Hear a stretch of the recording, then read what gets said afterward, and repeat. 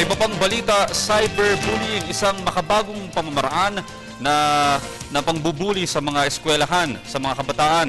Lalo pat may access na sa internet ang halos karamihan ng mga estudyante. Ngunit ano nga ba talaga ito? Paano ito maiiwasan? Alamin natin yan sa report ni Fred Montesa. Bullying.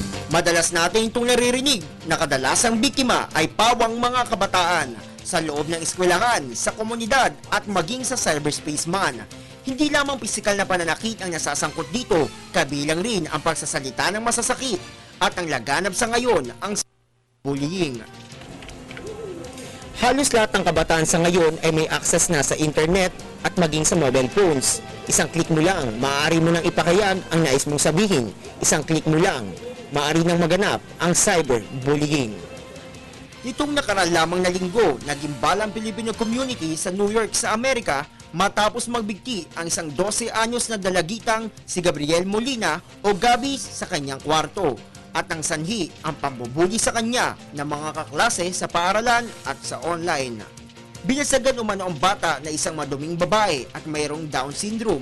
Ganon rin umano ang isang video na in-upload sa YouTube na kung saan isang kamag-aral ni Gabi ang kita sa video habang sinasaktan siya.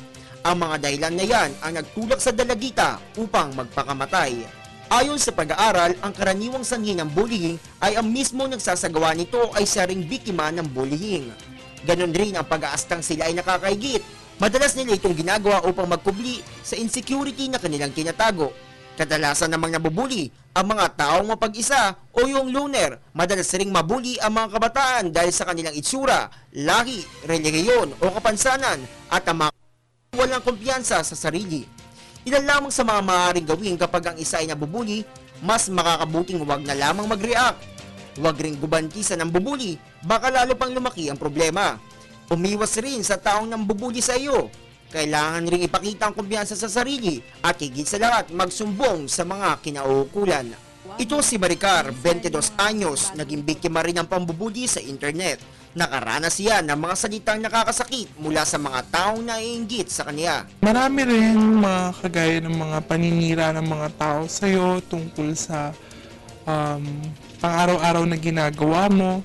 Minsan yung mga pribadong impormasyon o kaya mga personal information ng hindi na dapat malaman ng mga ibang tao, mga pictures na hindi naman dapat makita ng iba, na ilalagay online. Paano siya naka-apekto sa iyo? Malaki naging epekto nun kasi may time na syempre kung nasasaktan ng isang tao, marami ka naiisip paminsan, parang gusto mong hindi na lang lumabas ng bahay o kaya naman nahihiya ka na humarap sa mga kaibigan mo o sa mga tao sa paligid mo dahil napahiya ka nasaktan ka. Siguro hindi lang sa ego yon, pero parang pakiramdam mo, imbes na makakagawa ka ng maganda o mabuti, parang kabaliktaran. Kaya kesa na makita ka pa ng tao o gumawa ka pa ng mga normal na bagay na ginagawa mo araw-araw, hindi mo na lang tinutuloy. Mensahe naman ni Maricar sa mga tulad niyang biktima ng pambubuli. Minsan mas maganda na lang na kung ano yung nakita o ano yung narinig mo, hindi mo na dibdibin at kilala mo ang sarili mo kumpara sa mga taong nakapaligid sa'yo. At kung kakapit ka lang sa Diyos at sa mga taong kakilala mo, hingan mo sila ng tulong.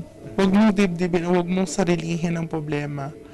Ang pambubuli, physical man, verbal o maging sa internet man ay isang seryosong bagay. Kaya kapag ikay napaparap sa mga ganitong pang-aabuso, agad itong ipalam sa mga magulang at maging sa mga otoridad. Para sa Telebisyon ng Bayan, Fred Montesa.